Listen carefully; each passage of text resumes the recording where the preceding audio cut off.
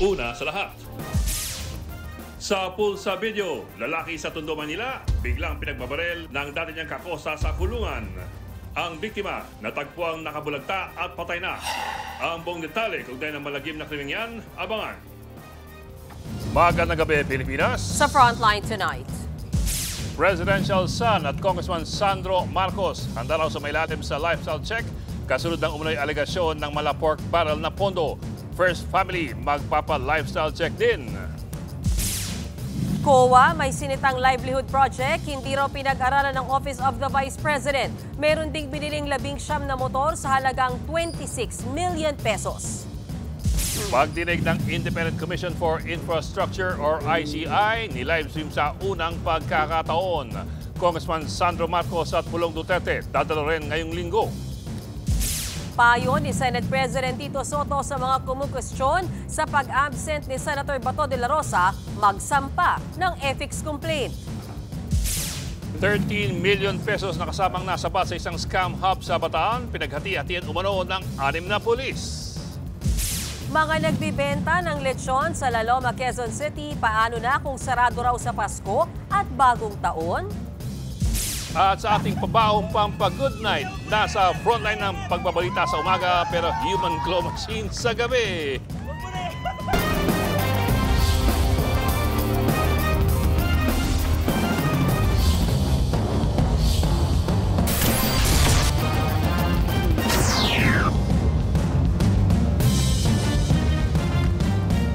Handa raw magpa-lifestyle check si House Majority Leader Sandro Marcos. Kasunod po ito ng lumabas na report ng Philippine Center for Investigative Journalism or PCIJ kung saan tinawag na pork barrel kings ang presidential son at si dating House Speaker Martin Romualdez. Ayon sa PCIJ, may mala pork barrel umanong sistema sa mga proyekto ng DPWH at ang dalawang opisyal daw ang may pinakamalaking parte. Nasa frontline ng balitang yan si Maricel Halili. Wala mong pinagbabawal sa lifestyle check. Open po, even before. Kahit si Pangulong Bongbong Marcos at ang kanyang buong pamilya handa raw sa lifestyle check. Yan ang sinabi ng Malacanang sa gitna ng inilabas na report kamakailan ng Philippine Center for Investigative Journalism o PCIJ. Tinawag dito na pork barrel kings sina Ilocos Norte 1st District Sandro Marcos at dating House Speaker Martin Romualdez. Base sa PCIJ report, pinakamalaking bahagi ng tinatayang 1.2 trillion pesos allocable funds ng DPWH ang napunta raw kay Sandro Marcos. Sa loob ng 3 taon, umabot sa 15.8 billion pesos ang napunta sa distrito ng presidential son. Halos doble yan ang allocable funds na nakuha ng Rizal 1st District. Kung ibabase sa populasyon, halos times 4 na mas malaki ang distrito ng Rizal. Natanong ang palasyo kung ano ang masasabi ng Pangulo tungkol dyan. Nabasa na po ng Pangulo ang nabanggit na report or pag-uulat ng PCIJ. Alam naman po ng Pangulo na alam ni Congressman Sandro Marcos ang kanyang ginagawa at alam niya po kung paano ito sasagutin. Wala pang sagot tungkol sa PCIJ report si Congressman Sandro. Bukod dyan, hindi rin pinalagpas ng PCIJ ang umano'y allocable funds na napunta kay dating House Speaker at Leyte 1st District Representative Martin Romualdez. Sa datos, pumangalawa siya kay Sandro Marcos sa pinakamalaking pork-style allocation mula 2023 hanggang 2025. Umabot ito sa 14.4 billion pesos para sa kanyang distrito. Gaya ng distrito ng presidential son, mas maliit na distrito ang hawak ni Romualdez pero mas bababa ang nakuhang pondo sa ilan pang mas mataong lugar. Tikumpa ang bibig ni Romualdez dito. Noong Agosto, ipinag-utos ni Pangulong Marcos ang lifestyle check sa lahat ng opisyal ng gobyerno. Pero hanggang ngayon wala pang update kung natapos na ito. Nagbabalita mula sa Frontline, Maricel Halili, News 5. Inalmahan naman ng Malacanang ang pahayag ni Cavite 4th District Congressman Kiko Barzaga na kaya siya nasuspinde sa Kamara ay maraming kaalyado roon si Pangulong Marcos. Ayon kay Palace Press Officer Undersecretary Claire Castro, tila ginagamit lamang daw ni Barzaga ang Pangulo para ma-justify ang pagpapakalat niya umano ng maling impormasyon. Ginagalang din daw ng palasyo ang desisyon ng higit 200 mambabatas na suspindin si Barzaga ng 60 araw. Sa ating nakikita rito, ginagamit lamang ang pangalan ni Pangulong Marcos Jr. para ma-justify ang kanyang mga ginagawang disinformation. Yung mga lewd photos na kanyang pinost, hindi naman po kasama ang Pangulo. nung ito ay kanyang ginawa. Pangulo nung ito'y pinost. At yung mga sinasabi niya mga umanong disinformation laban sa AFP, hindi rin po yata kasama ang Pangulo sa Samantala, sinagot din ng palasyo ang pagsita ng COA sa 14 million pesos na hindi nakokolektang foreign travel expenses ng ilang sangay ng gobyerno. Sabi ni Castro, una raw itong inabunuan ng Office of the President. Sa ngayon, 7.8 million raw ang nakokolekta ng OP. collection letters were already issued in April and May 2025. Of the said amount, 7,887,555.64 or 55% were already collected to date. The OP consistently monitors the outstanding bills through monthly aging report and sending of collection demand letters. Maliban sa Office of the President, may red flags din mula sa COA ang Office of the Vice President. Hindi raw nakonsulta ng tama ang mga benepisyaryo sa milyon-milyong cash assistance program ng opisina ni Vice President Sara Duterte noong 2024. Ania sa frontline sa balita si Bril Montalvo ng News 5 Mindanao. Ang OVP ay laging handa sa panahon ng krisis. Ang ating determinasyon na maglingkod ay sinasabayan ng dedikasyon sa good governance at operational excellence. Sa ganyang paraan flinex ni Vice President Sara Duterte ang paglilingkod ng kanyang opisina sa kanilang year-end report. Isa sa mga ipinagmalaking programa ng Office of the Vice President ang Magnegosyo Taday. Layo nitong tugunan ang pangangailangan ng mga nakararanas ng kahirapan, kawalan ng hustisya at iba't ibang kalamidad. Sa pamamagitan niya ng libo-libong pisong cash assistance. Nagbunga na yan ang pangkabuhayang puhunan, financial literacy training at ng iba't iba pang proyekto. Ang pag-ahon sa kahirapan ng bawat pamilyang Pilipino ay prioridad natin. Sa pamamagitan ng Magnegosyo Taday, nakapagbigay tayo ng suporta sa kabuuang 15 groups at 2,245 aspiring entrepreneurs ngayong taon. Pero para masigurong legal ang mga aktibidad ng programa, may nakalimutan atang hakbang ang OVP. Yan ay ang siguruhing kwalipikado ang mga grupo at individual na makakatanggap ng tulong. Sa 2024 audit ng Commission on Audit na inilabas itong December 1, napag-alaman ng COA na hindi sumailalim sa kinakailangang assessment ang 128 individual at 10 non-governmental organizations na beneficiaries ng programa. Labag daw yan sa Manual of Operations na mismong OVP ang bumuo. Sa ilalim kasi ng nasabing manual, dapat daw i-assess ng Department of Trade and Industry at ng Philippine Insurance Deposit Corporation ang tatanggap na beneficiaries. Required daw ang mga ito na magsumite ng business proposals para sa evaluation. Pero wala daw nakarating na dokumento sa state auditors. Base rin sa report ng COA, matapos ilabas ang pondo para sa programa, 11 lang ang binisitang beneficiaries ng OVP mula sa kabuuang 83. Yan ay para i-check sana ang status ng investment o negosyong dapat ay pinaggastusan ng mga perang galing sa OVP. Hindi lang yan, hindi rin daw na-liquidate ng nasa oras ang higit 2 milyong financial assistance na inilabas ng programa. Sinisika pa ng News 5 na hinga ng pahayag ang DTI, PIDC at ang mismong Office of the Vice President patungkol sa mga natuklasan ng COA. Samantala, ilang kahina-hinalang acquisitions pa ng Office of the Vice President ang nabusisi naman ng Philstar.com. Sa kanilang report, tinukoy nito ang 19 units ng motorsiklo na may kabuuang halaga ng 26.3 million pesos o 1.3 million pesos kada unit. Nariyan din ang 13 laptop na nasa 300,000 pesos kada unit o halos 4 million pesos ang total. 4 na aircon na may total value na halos 300,000 pesos at 7 CCTV units na higit 200,000 pesos kada unit o may total na 1.4 million pesos. Binili ang mga ito noong taong 2023 at 2024. Ayon sa Philstar, hindi free-nag o sinita ng COA ang mga nasabing procurement. Wala pa ring komento ang OVP ukol sa nasabing report. Nagbabalita mula sa frontline, Bril Montalvo, News 5. Sa unang beses, nilive-stream na ng Independent Commission for Infrastructure or ICI ang kanilang pagdinig sa flood control scandal. Kabilang sa mga sumalang, si Laguna 4th District Congressman Benjamin Agarao. Hindi raw niya kilala ang mag-asawang Curly at Sara Diskaya. Pero kung payag ba siyang isumite ang records at messages ng kanyang cellphone, ayaw naman ng kongresista. Nasa frontline ng balitang yan si Gerard de la Peña. Sa unang live stream ng pagdinig ng Independent Commission for Infrastructure, buwan naman nung sumalang si Laguna 4th District Representative Benjamin Agarao. Isa siya sa mga idinawit ng kontratistang si Curly Discaya dahil sa umano'y pagtanggap ng 9 million pesos na advance na komisyon para sa flood control projects. Sabi ni Agarao, hindi niya kilala ang mga Discaya. Itinanggi niya ring may bagman siya o kanang kamay na sinasabing nakausap ng mga kontratista. Kahit nga raw regalo, wala siyang natanggap. May lumalabas na may regalo daw na exotic bulldog. Hindi po ako mahilig sa bulldog dahil po malaway po yun eh. Talaga pong, ang first love ko pong aso ay German Shepherd. Dahil pogi po.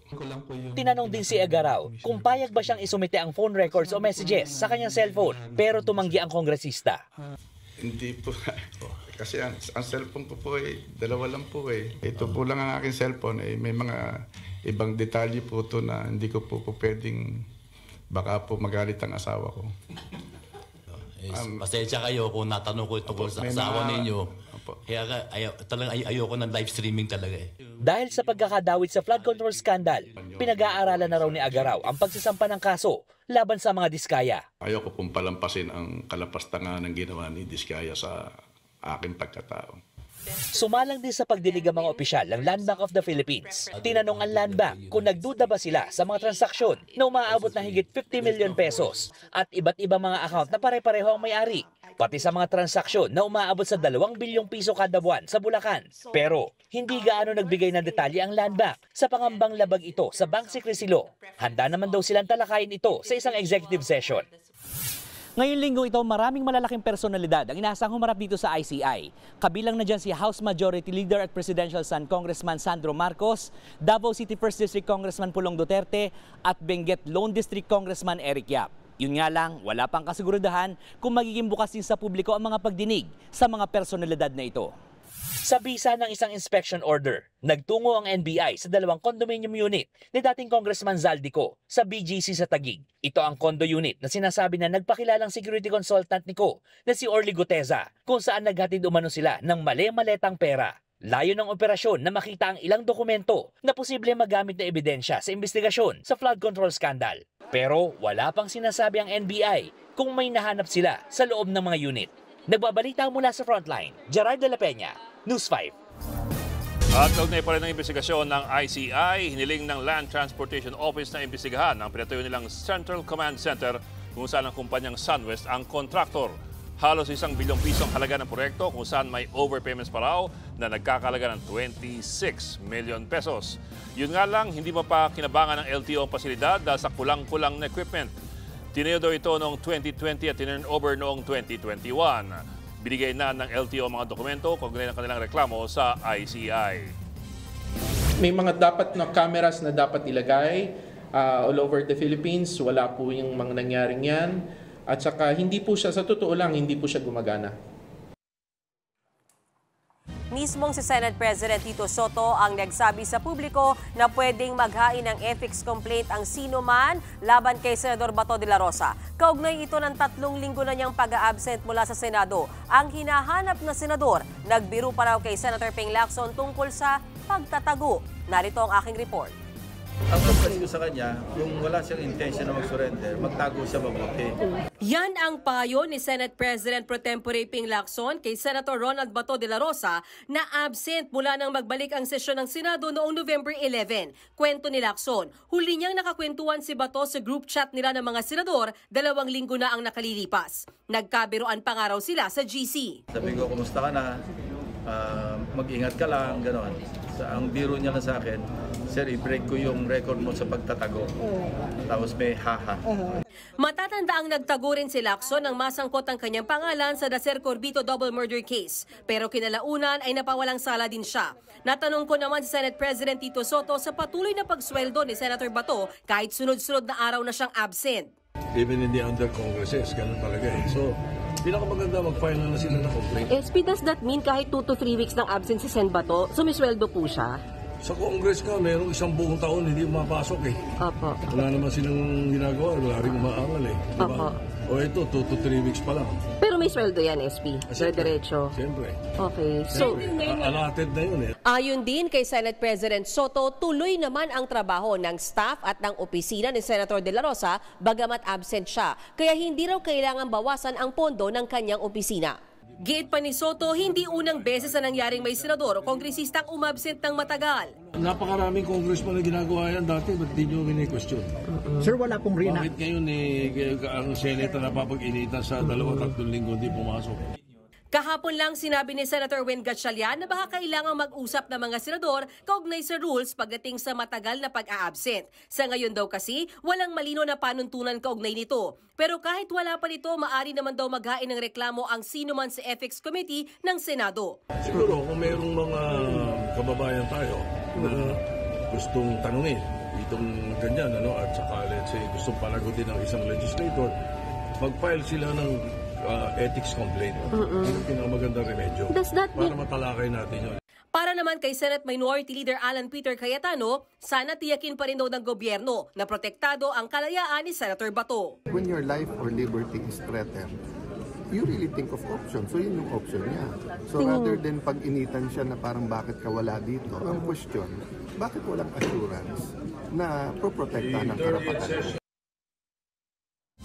Sa pulsa CCTV, ang pamamaril sa isang lalaki sa Tondo, Manila. Ang suspect, dating kakosa sa kulungan ng biktima na kanyang nakaalitan. Nasa frontline ng balitang yan, Nina Ong Pauco.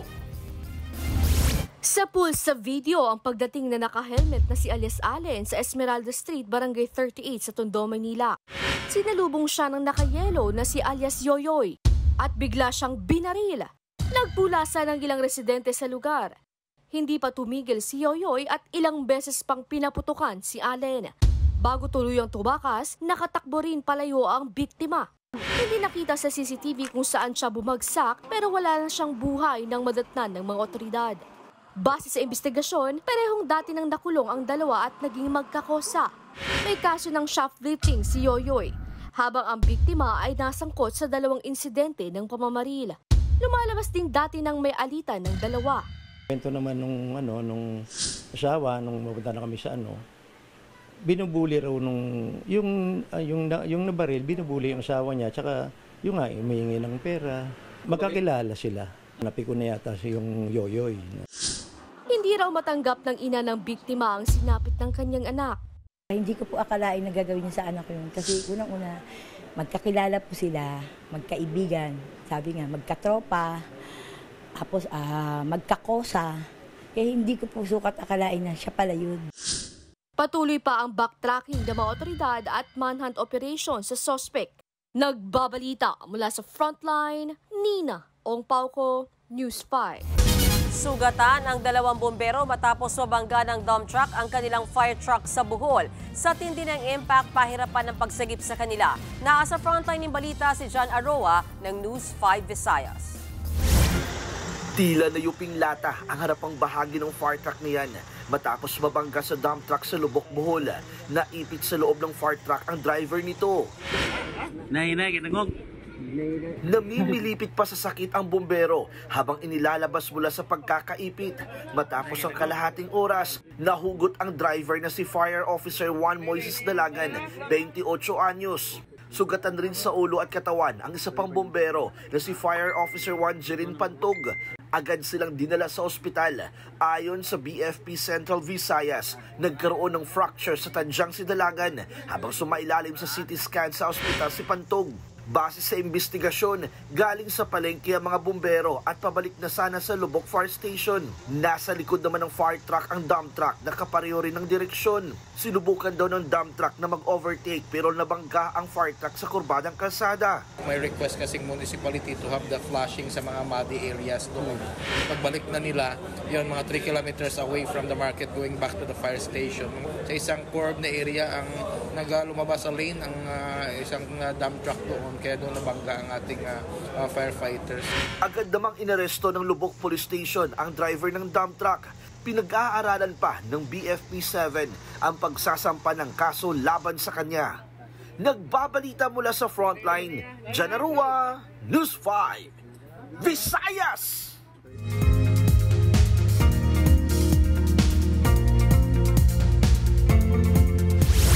Binabantayan pa rin ng Pag-asa ang posibleng maging unang bagyo ngayong Disyembre. Huling namataan ng low pressure area sa layong 1,210 km southeast ng Luzon. Sakaling ganap na maging bagyo, tatawagin itong bagyong Wilma. Sa ngayon, wala pa itong direktang epekto. Hanging amihan ang nagpapaulan sa hilagang bahagi ng Luzon, lalo sa Batanes at Babuyan Islands. ITCZ naman ang umiiral sa bahagi ng Mindanao. Sa natitirang bahagi naman ng bansa, posible ang mga pag-ulan, pagkidlat at pagkulog dulot ng localized thunderstorms.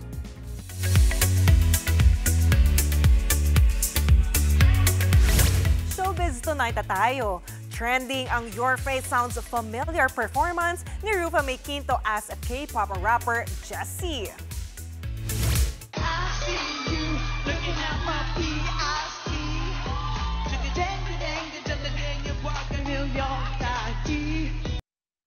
Ang bigay-todong performance na yan ni Peachy ng hit song na Zoom, nakaabot na mismo kay Jessie. Nag-comment lang naman ng K-pop star sa performance video ni Rufa May sa TikTok. Medyo naguluhan nga lang si Jessie, pero bakas pa rin ang paghanga sa performance ni Rufa.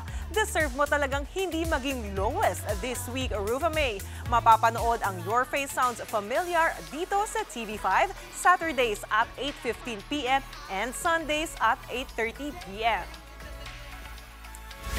Pumarada mula Maynila patungong Pasay si Miss Universe 2025 third runner-up Atisa Manalo para sa kanyang homecoming parade. Mainit na sinalubong ng fans ang beauty queen na naka-white gown pa. Bago ang mismong parada, nag-courtesy call si Atisa sa Manila, LGU at binigyan ng symbolic key bilang tanda ng pag-welcome sa kanya ng lungsod. Personal siyang sinalubong ni na Mayor Isko Moreno at Vice Mayor Chi Atienza. Sa gitna ng mainit na panahon, game na game si Atisa na kumaway sa fans at makiselfie. Maraming salamat po sa suporta. I hope that I made you proud. Marami pa akong ichichika sa inyo sa aking pagbabalik. See you later. Susunod, lolo sa Davao City, pinatay sa saksak ng apong kanyang pinagalitan. Crypto nagagamit daw sa flood control. Benta ng lechon, matumal dahil sa taas presyo. Ilang tindahan sarado raw sa Pasko. At Ate Gay, na-ospital dahil sa side effect ng cancer treatment. Magbabalik pa ang Frontline Tonight.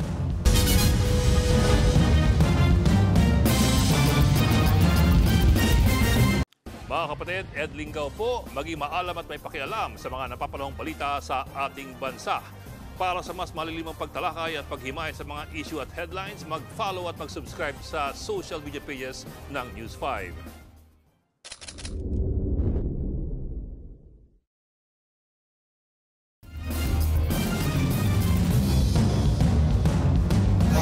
Dahil pinagalitan, pinatay sa saksak ang isang lolo ng sarili niyang apo sa Davao City. Aniya sa Frontline sa balita si Bill Montalvo ng News 5 Mindanao. Nakabulagta, may saksak sa dibdib at wala ng buhay. Ganyan nadatna ng mga otoridad ang 74 years old na lolo sa kanyang higaan sa barangay 9-A San Rafael sa Davao City. Ang suspect sa krimen, ang kanyang apo, 27 years old. Bago ang krimen, nakuhanan pa ang suspect na naglalaro ng kutsilyo. Itong suspect is merong problema sa pag-iisip. Pinuntahan lang niya sa kwarto at saka sinaksak bigla. Sumuko ang suspect. Pag-amin niya, sinaksak niya ang kanyang lolo dahil pinagalitan siya nito. Matindi talaga ang depression ko ngayon. Umaga pa lang kasi pinapagalitan na niya ako. Noong bata pa ako, palagi niya rin akong sinasaktan. Nakuha naman ang kutsilyong ginamit sa krimen. Nakaburol na sa kanilang bahay ang lolo. Nagpasya rin ang pamilya ng biktima na hindi na magsampa ng reklamo laban sa suspect. Gusto rin daw nila itong maibalik sa mental hospital. Nagbabalita mula sa Frontline, Bril Montalvo, News 5, Mindanao. Umatake ang dalawang notorious na hold-upper sa mga bayan ng Rosario at Tanza sa Cavite. Ang isa sa mga suspect na gawa pang humingi ng candy sa staff ng hinold-up nilang motel. Nasa frontline ng balitang yan ang Mr. Exclusive ng News 5 na si Gary De Leon. Sa kuha ng CCTV, makikita ang dalawang lalaking may dalang motorsiklo sa entrada ng isang motel sa Rosario, Cavite. Kausap nila ang isang empleyado para mag-check-in umano. lumakad ang babaeng empleyado na agad sinundan ng angkas ng rider. Naglakad naman ang lalaki sa cashier area. Maya-maya, sumunod ang rider. Hindi na nahagip sa CCTV pero hinold up na pala ng dalawang lalaki ang motel. Hindi na, wala nang maingay. Hoy, puputok ang letap. Wala nang maingay. Manahimik. Manahimik ha, manahimik. Ayaw nang maingay. Mabilis namang tumakas sa mga kotan pagkatapos. Natangay naman ng riding in tandem ang nasa 29,000 pesos na kita ng motel. Agad namang natukoy ng Rosario Police ang pagkakakilanlan ng isa sa mga hold-upper. As per account of the victim, natutukan siya ng baril kaya wala siyang nagawa kundi ibigay yung pera, yung kita ng kanilang in. Residente raw ito sa kanilang lugar at notorious na hold-upper sa Metro Manila. Sa pakipag-ugnayan naman ng Rosario Police na pag-alamang may hinold up din convenience store sa Tansa noong parehong araw na yon. 9,500 pesos na kita ng tindahan ang natangay. Hinihinala sila rin ang nang-hold up dito. Tuloy ang manhunt sa mga sospek. Nagbabalita mula sa frontline, Gary De Leon, News 5. Siguro ilang beses nyo na pong narinig yung katagang cryptocurrencies. Hindi pa ganun karaming Pilipino ang nagkaka-interest dyan. Kasi nga naman, ang pera parang napakabilis lamang dumadapo sa ating palad. Bakit pa tayo magkaka-interest sa perang hindi mo naman mahawakan? Pero yan po ngayon ang bagong sistema na ginagamit daw ng ilan sa mga nagnakaw ng bilyones sa flood control scandal para itago, ipuslit o baguhin ang anyo ng kanilang mga nakulimbat. Tawagin na lang natin itong bagong paraan ng money laundering. Ayon sa Cybercrime Investigation and Coordinating Center, ang cryptocurrencies ang bagong modus ngayon ng mga nagnanakaw ng pera ng bayan. Sa tradisyonal kasi na sistema, ang aktwal na pera ay nahihimas at pinagpapasapasahan. Heavily regulated po yan. May monetary authority at ang mga bangkong pinaglalagakan yan ay sumusunod sa mga mahihigpit na regulasyon. Pero ang cryptocurrencies po ay digital money at hindi aktwal na pera na tinatago mo sa isang crypto wallet. Pwede mo pong ipambayad o ipambili basta purely digital ang transaksyon. Anong kaibahan niyan sa ordinaryong pera? Unang-una, wala na pong bangko. Ang mga transaksyon dumaraan sa tinatawag na blockchain system. Para po yung isang shared digital notebook na naka-broadcast at naka-record sa buong crypto network. Pero ito po, bagamat very public ang transaksyon, very private naman ang mga detalye at ang impormasyon. Dahil po walang bank controls at walang government regulations, madalas wala ring tunay na mga pangalan, wala ring mga address. Minsan, alphanumeric digits lamang. Kaya't ibang-iba po sa kung idadaan mo yan sa bangko. Ang resulta, anonymity at faster cross-border transfers. Kaya't ang may-ari, mahirap alamin. Ang pera, mahirap hanapin at mahirap habulin. Lalo na po pag nilipat na sa ibang bansa. At dahil po dyan, minsan inaabuso yan ng mga sindikato para po sa money laundering. Ngayon, kamakailan, tinimbrihan ang Anti-Money Laundering Council ng Pilipinas ng isang banyagang pamahalaan. Meron silang na-monitor na nag-transact ng milyon-milyong pisong halaga ng cryptocurrency na kung tawagan ay USDTI. Pero ito po, ang paglipat o yung naglipat ng pera ay isa sa mga nabuking na kontratista sa flood control scandal. Kaya't agad pong pina-freeze ito ng AMLAC. Kung sino yung nabuking at magkano ang nilipat, ayaw pang ibunyag ng AMLAC. Pero ayon po sa Cybercrime Investigation and Coordinating Center, napansin din nila ang pag-spike o yung biglang pagdami ng mga one-time cryptocurrency transactions mula nang mabulgar ang flood control scandal. Ibig pong sabihin, biglang dumami ang mga cryptocurrency transactions dito sa Pilipinas sa mga halagang 50 to 100 million per transaction.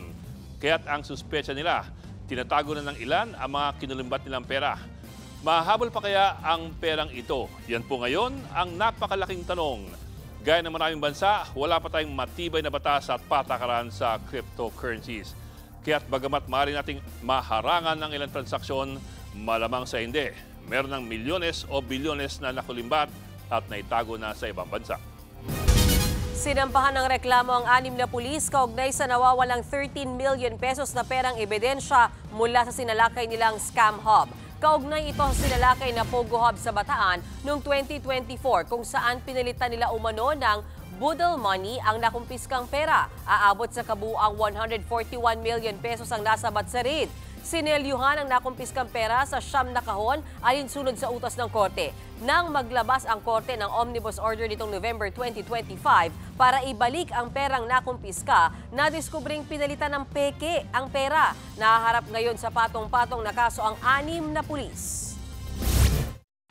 The cash money amounting to 141 million plus is missing from the evidence room of the Anti-Organized Crime Unit. There was no proper turnover conducted by Police Lieutenant Colonel Arandia based on the investigation. Accordingly, he took the boxes of evidences to his house. But the mere act na kunin mo ang pera is already a theft. So, yeah, it's already a criminal offense. It's a violation of the oath of office. Nasa Pilipinas pa rin ang pugante at kinatawan ng sinalakay na Lucky South 99 Pogo Hub na si Cassandra Leong. Ayon po ito mismo sa palasyo. Ang sabi ni Palace Press Officer Claire Castro, base raw ito sa kasalukuyan records ng DILG. Noong nakaraang buwan lamang, sinabi ng Presidential Anti-Organized Crime Commission na huling na-track si Ong sa Japan. Unang naglabas ng 1 milyong pisong pabuya ang Justice Department para sa sinumang makapagtuturo kay Ong. May warrant of arrest laban kay Ong para sa kasong qualified human trafficking, kaugnay pa rin sa operasyon ng illegal na Pogo Hub. So, kung sino man din po sa mga kababayan natin ang makakakita kay Cassandra Ong, ipagbigay alam din po agad sa ating law enforcement agencies para pa magampanan din po ang pagsiserve ng warrant of arrest sa kanya. Samantala, voluntaryong sumuko sa mga otoridad si Porac, Pampanga Mayor Jaime Capil. Kasama ang kanyang abogado, nagtungo si Mayor Capil sa Pasig RTC Branch 265. Nagbayad siya ng 630,000 pesos na piyansa para sa 7 counts ng kasong graft. Dahil pa rin ito sa pagbibigay niya ng permit sa Lucky South 99 illegal Pogo Hub. Dahil dyan, binawi na ng korte ang arrest warrant laban sa alkalde. Pero nakatakda pa rin ang pagbasa ng sakdal sa kanya ngayong December 11.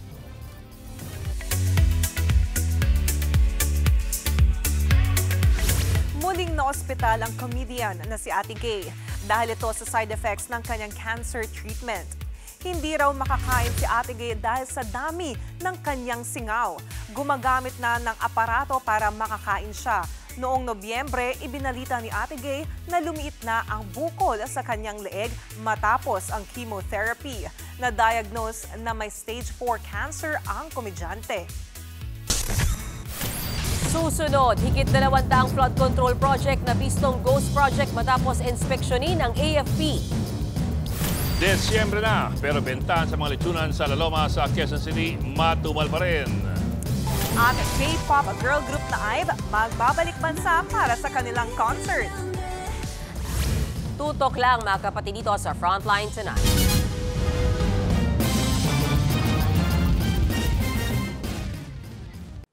Mga kapatid, Mean Los Baños po, huwag magpahuli sa mga balita at impormasyong dapat ninyong malaman.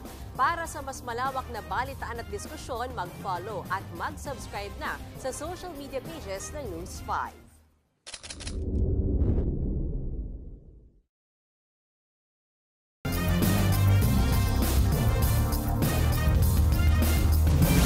Pinaplansya na ng Commission on Audit para ang patakarang iobliga ang pagsumite ng naka-geotag na letrato ng mga gumugulong na infrastructure projects. Naghain naman ng not guilty plea ang 9 na opisyal ng DPWH ni Maropa na dawit sa flood control scandal. Nasa frontline ng balitang yan si Gio Robles. Not guilty plea ang inihain ng 9 na opisyal ng DPWH Mimaropa o Region 4B sa kanilang arraignment sa Sandigan Bayan. Nahaharap sila sa kasong malversation of public funds. Kaugnay pa rin yan sa palpak o manong proyekto kontra baha sa Nauhan Oriental, Mindoro na nagkakahalaga ng 289 million pesos. Bago nito ay una na rin silang naghain ng not guilty plea noong nakaraang linggo para naman sa kasong graft. Kasabay ng arraignment ay tinalakay din ang petisyon ng mga akusado na makapagpiyansa. Malalaman ang schedule ng bail hearing 30 araw matapos simula ng pre-trial. Samantala, sumalang din sa isa pang arraignment sa 5th Division ng Sandigan Bayan si DPWH Material Engineer Juliet Calvo. Matatandaan na hindi siya nakadalo sa una niyang arraignment noong November 27. Not guilty rin ang inihaing plea ni Calvo. Sa December 11 ang schedule ng pagsisimula ng pre-trial para sa malversation. May 252 ghost flood control projects na nabisto ang Armed Forces of the Philippines. Base ito sa joint inspection ng AFP at PNP sa buong bansa. Ayon kay AFP spokesperson Colonel Frances Margaret Padilla, nasa 30,000 projects ang tinukoy ng DPWH na subject for inspection kaugnay ng flood control scandal. From this 30,000 projects, 10,000 na po yung ating na-inspect from the side of the Armed Forces of the Philippines. And it turned out that a total of around 252 of this na mga naikot na po namin are ghost projects from 2016 to present. Tuloy ang inspeksyon ng AFP at PNP para sa natitirang 20,000 projects. Para mapigilan na ang mga ghost projects sa gobyerno, pinaplansya na ng Commission on Audit ang mga patakaran para sa obligatory GPS-based geotagging sa lahat ng infrastructure projects ng pamahalaan. Ibig sabihin, dapat may mga litrato ang mga nasabing proyekto. Dapat ito ay may verified at data encrypted location para matiyak na nasimulan at natapos ang project. Hindi rin i-release ang bayad para sa nasabing proyekto hanggat hindi na isusumite ang geotag photos sa COA. Nagbabalita mula sa Frontline, Gio Robles, News 5. Pinamamadali na ng Malacanang ang Senado sa pagbabalangkas ng panukalang budget para sa 2026. Ayon kay Palace Press Officer Undersecretary Claire Castro, ayon ni Pangulong Bongbong Marcos na ma-reenact ang budget sa 2026. Unang inamin ni Senate Finance Committee Chairman Sherwin Gatchalian na ipit na ang kanilang timeline para ipasa ang budget sa December 29. Pero pagtitiyak ng Senador, on track pa rin at hindi rin kailangang i-reenact ang batas para sa pambansang pondo. Ay, bilisan ng trabaho. Dapat bilisan na pag-aaral. Ayaw po ng Pangulo ng reenacted budget. Alam po natin yan. So hanggat maaari, bilis-bilisan natin, although kahit tapos na yung kapos ang panahon, sana po mas mapabilis natin. Back in business na ang mga lechonan sa La Loma, Quezon City. Sakto yan ngayong December at sunod-sunod na mga Christmas party. Ang kaso, sabi sa mga lechonan, matumal pa rin ang benta. Kung bakit, alamin sa Frontline Report ni Kari Cator. 2 linggo matapos ipasara dahil sa African Swine Fever, balik negosyo na ang mga lechonan sa La Loma, Quezon City. Yun nga lang, matumal ang benta sa tinuguriang lechon capital. Si Bong, isa sa iilang dumayo roon ngayong araw. 6 na kilo ang kinuha niya para sa kanilang catering service, pero ang dating 3,000 pesos, 3,600 pesos na. Every year, nagtataas talaga pagpasok ng December. Traditional ng Pilipino yan eh. Hindi nawawala sa ano yan eh. Sa pagkainan eh. Hindi lang yan. Sa pag-ikot natin, nagtaas presyo na nga ang mga lechon ng hanggang 2,000 pesos. 10,000 pesos na ang pinakamurang regular lechon, habang ang pinakamahal na jumbo ay 24,500 pesos na. Ayon sa may-ari ng isang lechonan, lumobo ang gastos nang ipasara ng QCLGU ang sarili nilang mga katayan dahil sa ASF. Magbabayad kami ng slaughterhouse, magbabayad pa kami ng transportation papunta rito. Kailangan yung magdadala rito, kailangan na naka-refrigerated van na accredited ng NMIS. Isa pang problema, wala na raw tumatanggap na slaughterhouse sa mga lechonan dahil mas inuuna yung mga suki nila sa mga palengke. Disyembre na pero mistulang ghost town pa rin itong kalye ng mga lechonan sa La Loma, Quezon City. Ang pinangangambahan pa ng ilang negosyante, hindi raw sila makakapagbukas sa mismong araw ng Pasko kung kailan sana sila makakabawi sa pagkalugi. Hiling ng mga negosyante, payagan silang magamit pansamantala ang sarili nilang mga katayan para kahit papaano ay makabangon. Nagbabalita mula sa Frontline, Kari Cator, News 5. Abangan! Hoy, ano ba? Reporter sa umaga, Human Claw Machine sa gabi. At K-pop sensation na IVE, may upcoming concert dito sa Pilipinas. Tuloy-tuloy balita dito sa Frontline Tonight.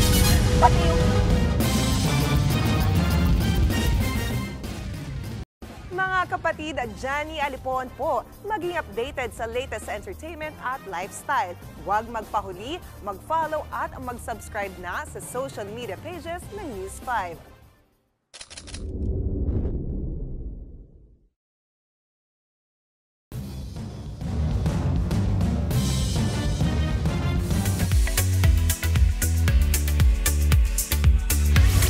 Matapos nagsalta sa trillion peso march nitong weekend, tuloy pa rin sa pagiging vocal sa social issues si Catriona Gray.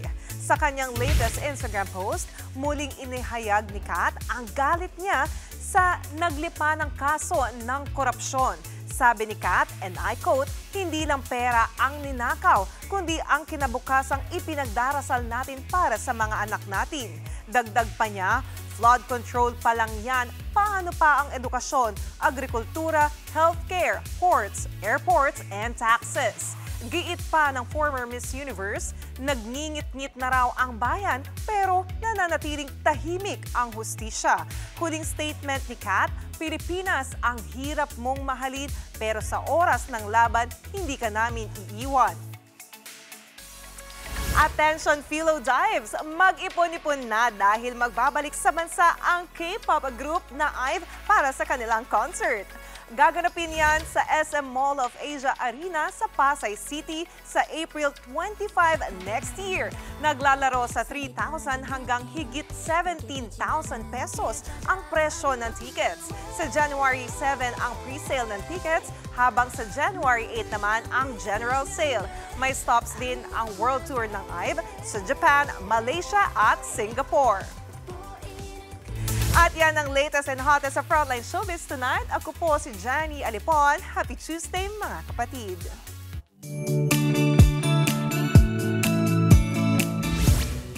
At para naman sa ating pabaong pampa-good night, News Frontliners umaga, Human Claw Machine naman sa gabi. Hindi ako kinabahan ng ganito.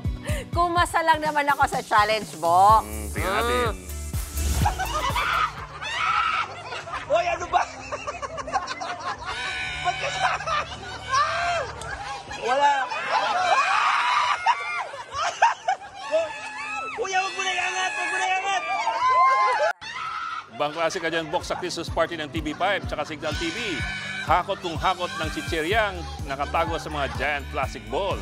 Hoy, 2 plastic baga ng chicherya ang nahakot ko. Patikim pa lang yan dahil marami pang party, manda sila. Talagang walang masasaya sa Paskong Kapatid. Talaga naman talaga, Miss Mean. Talagang competitive tayo eh. Sa'yo tong taon na to. Ito.